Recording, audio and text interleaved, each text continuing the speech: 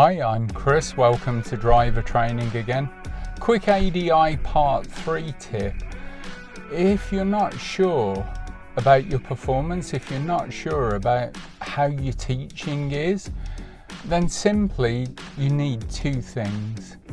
One is what's called a RAM grip holder for your iPhone or your smartphone. The second is an iPhone or a smartphone.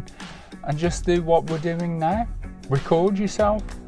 Use a family member, use a friend who doesn't mind being recorded. You don't particularly want to use pupils.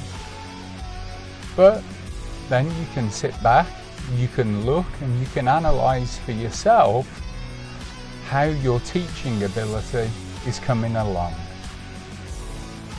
Thanks for watching Driver Training. Don't forget to like, share and subscribe. Drive safe. We'll see you soon.